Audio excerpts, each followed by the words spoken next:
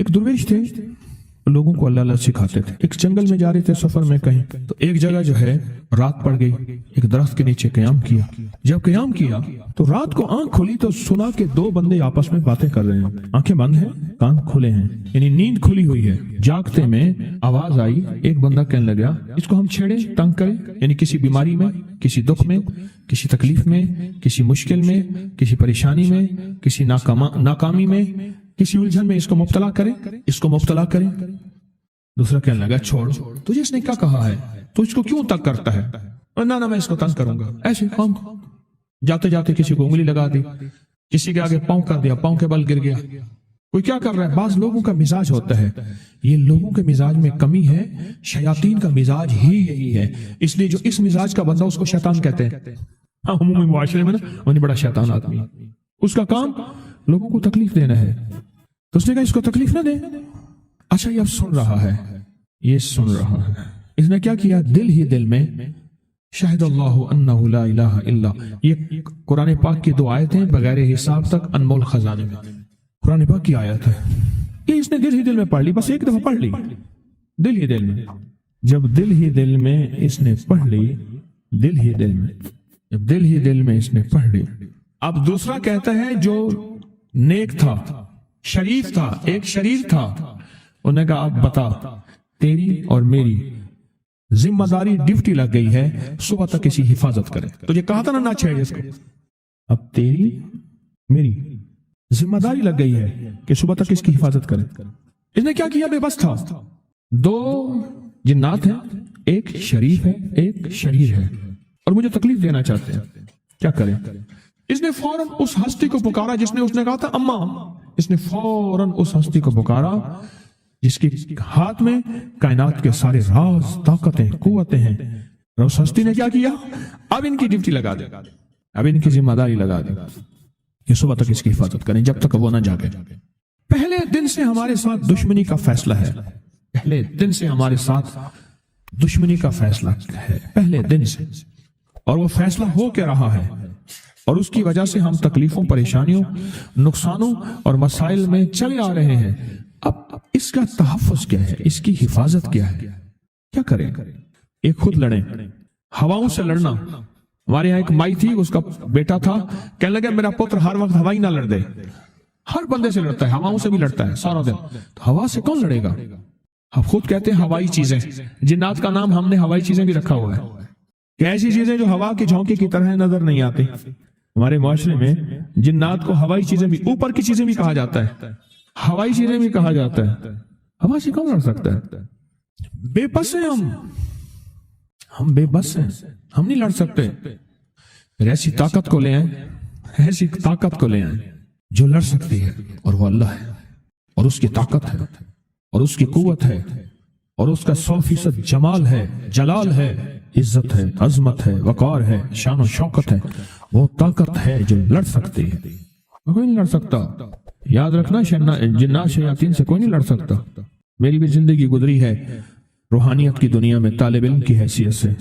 کوئی جن تابع وغیرہ نہیں ہے، لیکن ان سے لڑ کوئی نہیں سکتا. ان سے اگر اللہ کی مدد ساتھ نہیں ہے اور اللہ کے نام کی طاقت اور ڈھال ساتھ نہیں ہے، ان سے کوئی نہیں لڑ سکتا. اور نہ لڑنے کی کوشش کرنا. اللہ کی مدد، یہ آیت الکرسی کیا ہے؟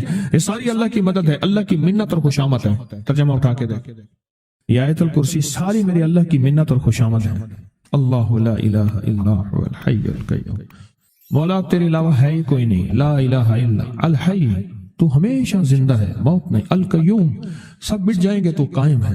لا تاخذہ سنہ، اے مولا تو وہ ہستی ہے جسے نہ نیند آئے نہ اونگ آئے. ولا نوم، لہو ما فی السماوات و ما فی الارض. ساری کائنات، ساری زمینیں، سارے آسمان مولا تیرے ہی ہیں، حکومت تیرے پاس ہے.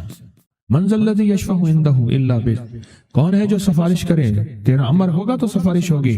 تیری حکومت، طاقت کے سامنے کوئی بندہ نہ ہل سکے، نہ آنکھ اٹھا سکے. یعلم ما بین ایدیہم وما خلفہم، تو ہمارا پچھلا ڈیٹا بھی جانتا ہے، تو ہمارا اگلا ڈیٹا بھی جانتا ہے. ہماری پچھلی کیمرے کی ساری ریکارڈنگ تیرے پاس ہے. ہماری اندھیرے اجالے تیرے پاس ہیں، ہماری صبح شامیں تیرے پاس ہیں، ہمارے دل کے تصورات تیرے پاس ہیں، دل کی سوچیں اور خیالات تیرے پاس ہیں.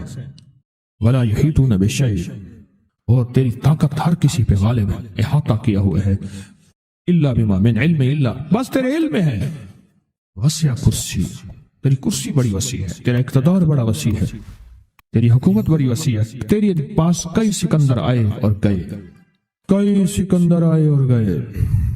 میں خوارزم میں گیا، وہاں بخارا سے آگے، بہت آگے، وہاں کا سفر تھا جہاز کا، بہت آگے، وہاں کئی میلوں میل، وہاں ایک شہر تھا، اس کا نام تھا نوراتا۔ شیخ ابو الحسن نوری رحمت اللہ علیہ، ہمارے بڑوں کی کتابوں میں ان کے تذکرے آتے ہیں، ان کا وہاں مزار تھا اور لوگ ان کے ہاں آ کے 9 راتیں گزارتے تھے اور وہ اللہ اللہ سکھاتے تھے۔ یہ بڑوں کے ہوتے تھے، جیسے سال کے بعد، یہ بھی آج راز بتا دوں، سال کے بعد بزرگ ہر کونے، ہر کریے، ہر گوشے میں نکل جاتے تھے، لوگوں کو اللہ اللہ سکھاتے تھے۔ ایک جگہ مخصوص ہوتی تھی، مرشد کا آستانہ، سال کے بعد وہیں جمع ہوتے تھے اور ایک دوسرے سے ملتے تھے، میل جول ہوتا تھا۔ اس میل جول کا نام ہے میلہ، ملنا، میل جول۔ اب وہ میلہ بنتے بنتے کہانی کہاں نکل گئی، میلے کا نام آتے ہی فوراً سرکس آتی ہے۔ حالانکہ میلہ کیا تھا، ملتے تھے، فلاں علاقے کے حالات کیا ہیں، فلاں گاؤں کے، فلاں قریے کے، فلاں شہر کے کیا حالات ہیں، وہاں لوگوں کی دینی حالت، ایمانی حالت کیا ہے، وہاں کیا باطل کفر ہے، وہاں کیا نظام ہے، کیا ایک دوسرے سے ملتے حالات بتاتے تھے، پھر چند دن ساتھ رہتے تھے، ایک دوسرے سے حالات لے کے پھر لوگوں کو اللہ اللہ سکھانے نکل جاتے تھے، پھر سال کے بعد اکٹھے ہوتے تھے۔ اس کا نام تھا میلہ، اس کا نام تھا میلہ۔ اور اس کا نام کیا تھا، پہلے کیا بتایا میں نے، نوراتاں۔ نوراتیں کسی درویش کے پاس آتے تھے، اللہ کا نام بھی سکھاتے تھے، دم بھی کرتے تھے، دعا بھی کرتے تھے، اس کو اللہ اللہ بھی کراتے تھے، بھلا چنگا، صحت مند، تندرست، مسائل کو حل پا کے چلا جاتا تھا۔ یہ تھا نوراتاں۔ شیخ ابو الحسن نوری رحمت اللہ علیہ، یہ 9 راتوں میں لوگ آتے تھے۔ میں کہنا یہ چاہ رہا تھا، ان کے مزار کے اوپر ایک بہت بڑا قلعہ تھا، انگریز اس کے اوپر سارے چڑھ رہے تھے، اونچا قلعہ تھا۔ میں نے اگلا سفر کرنا تھا، میں قلعے میں نہ گیا، میں نے کہا کس کا ہے، اس نے کہا سکندر اعظم کا قلعہ ہے، آج سے کئی ہزار سال پہلے اس نے یہ قلعے بنائے تھے، یہ اس کی کرسیاں تھیں، ایک میرے رب کی کرسی ہے، وسیع کرسی، وسیع کرسی۔ سکندر کے قلعے ہیں، سکندر کہاں کہاں آیا، نہ گورے سکندر نہ رہی قبر دارا، نہ گورے سکندر نہ رہی قبر دارا، مٹے نامیوں کے نشاں کیسے کیسے، زمین کھا گئی آسماں کیسے کیسے، نہ گل ہیں نہ گنچے نہ بوٹے نہ پتے، ہوئے باغ نظرے خزاں کیسے کیسے، ہر ایک دل پہ ہے داغ ناکامیوں کے، نشاں دے گیا بے نشاں کیسے کیسے۔ اس کی کرسی ہے، کہتے میں نے آیت الکرسی پڑھی ہے، آیت الکرسی پڑھی تھی، میں دیکھو میری کیا مدد ہوئی، آیت الکرسی پڑھی تھی، دیکھو میری کیا حفاظت ہوئی، بس آیت الکرسی پڑھنی تھی، وہ چیز یوں چلی گئی۔ آپ اپنا واقعہ سناتے، وہ آیت الکرسی بنیادی طور پہ میرے رب کی ساری منت اور خوشامت ہے۔ وَهُوَ الْعَلِيُّ الْعَظِيمُ، مولا تیرا علو العظم، عظمتیں اور تیری کبریائیاں میں بیان نہیں کر سکتا۔ یہاں بندہ آ کے نا ایسے حاجز آ کے ہاتھ باندھ جاتا ہے کہ بس میری بس ہو گئی ہے، میں تیری عظمتوں کو بیان نہیں کر سکتا۔ جب ہم بے بس ہو جائیں، پھر ایسی طاقتور چیز کو پکاریں جس کے پاس اقتدار بھی ہو، اختیار بھی ہو، طاقتیں قوتیں بھی ہوں اور زوال نہ ہو، سرمدی جاویدانی ہو، ایسی طاقت جس کو زوال نہ ہو، اس کو پکاریں۔ زندگی میں جب بھی کہیں مشکلیں آئی ہیں، جب بھی کہیں پریشانی آئی ہیں، جب بھی کہیں الجھنیں امت کو آئی ہیں، جب بھی کہیں اولاد نہیں ہے، رزق نہیں ہے، صحت نہیں ہے، عزت نہیں ہے، سکون نہیں ہے، چین نہیں ہے، راحت نہیں ہے، جادوؤں نے گھیر لیا، بندشوں نے تباہ کر دیا، حاسدین نے برباد کر دیا، مشکلوں نے سر چڑھ کے ہمیں جھکا دیا، حالات نے ہماری زندگی کو تنگ کر دیا، کوئی پریشانی کی ضرورت نہیں۔ مجھے کہنے لگے کہ ہمارے علاقے میں ایک صاحب ہیں، بابا جی ہیں، کوئی بھی مشکل ہو وہ بیٹھ کے سورۃ قل ہو اللہ پڑھاتے ہیں، ان کے پاس 7 کھانے لے جانے پڑتے ہیں، 7 کھانے لے جانے پڑتے ہیں، وہ سورۃ قل ہو اللہ پڑھاتے ہیں بٹھا کے بندوں کو، اور ان کے لیے کھانے ضروری ہیں، کھانے اچھے ہوں، ایک سوٹ ہو، 7 खाने हो, एक खूबसूरत तकिया हो, एक खेस अच्छा बेहतरीन बिछौना हो, एक बिस्तरे की चादर हो और 7 खाने हो। फरमाया वो देते हैं, लेते हैं, सूरत कुल हुवल्लाह पढ़ाते हैं, फिर बैठ के दुआ करते हैं, बहुत देर तक दुआ करते हैं, लोगों की मुश्किलें हल हो जाती हैं, लोगों की परेशानियां दूर हो जाती हैं। मैंने कहा किसी तरह बाबा जी से पता चलेगा वो दुआ क्या मांगते हैं।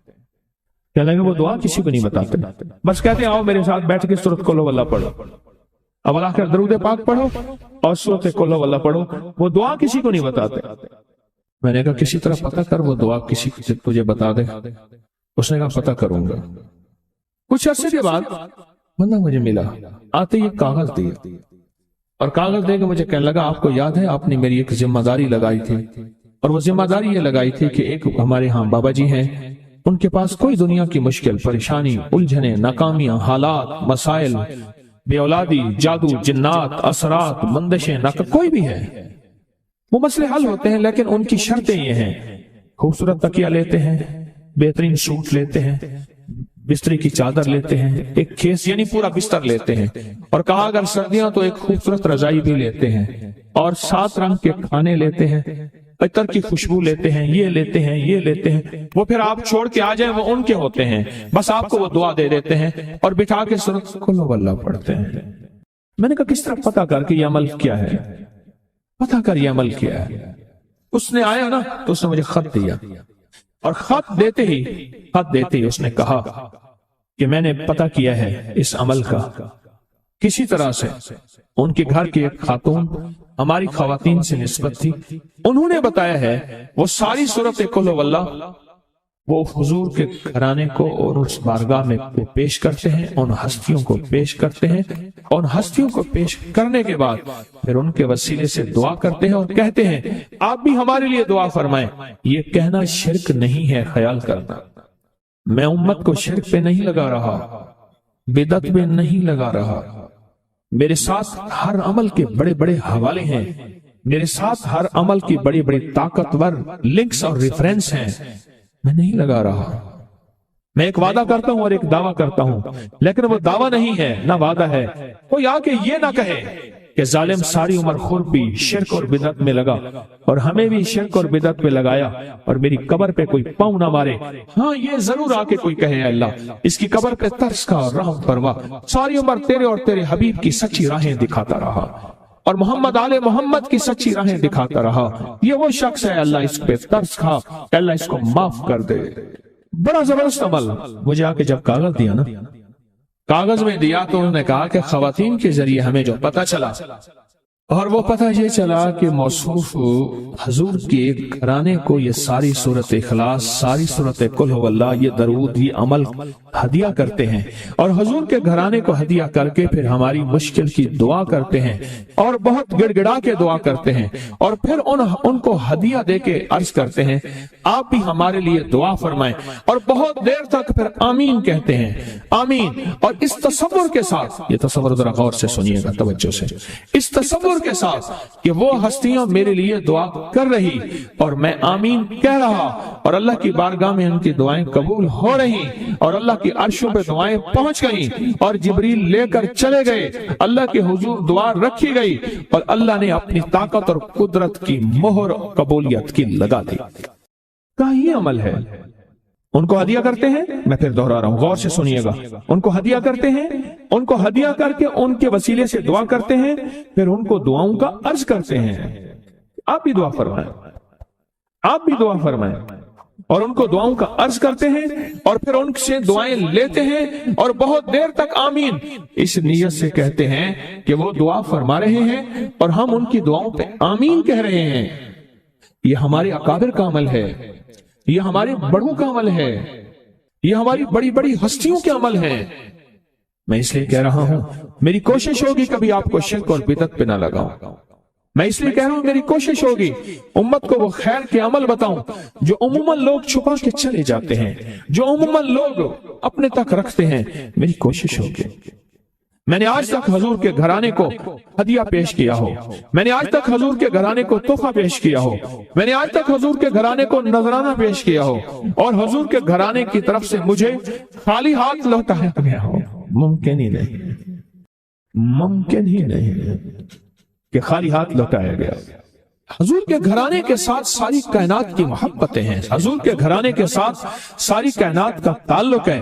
اور یاد رکھنا، انسان بعض اوقات اپنا غم برداشت کر جاتا ہے، اپنی اولاد کا غم برداشت نہیں کرتا، اور بعض اوقات اپنے معاملے میں معاف کر دیتا ہے، اولاد کے معاملے میں بہت غم دل کو کھا جاتا ہے۔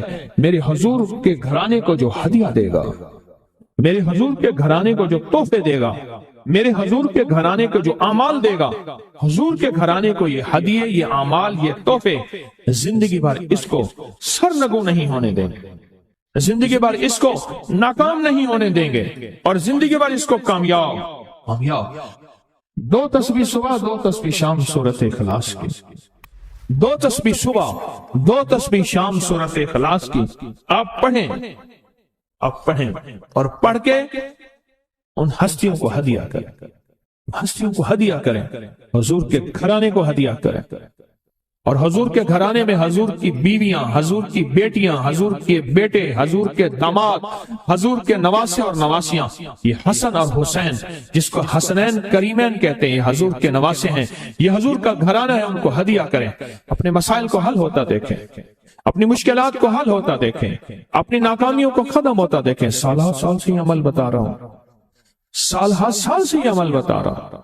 میں نے تو جس کو دیا ہے زندگی میں اس کو کامیابی ملی ہے، میں نے تو جس کو دیا ہے وہ زندگی میں ناکام نہیں ہوا۔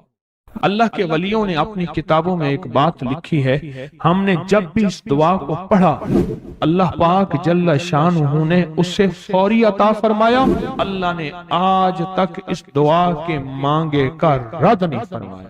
ایک واقعہ ہے غزالی کرم اللہ وجہہ کا، غزالی ایک سفر میں، تجارت کے سفر میں تشریف لے گئے، سفر تجارت میں آپ تشریف لے گئے۔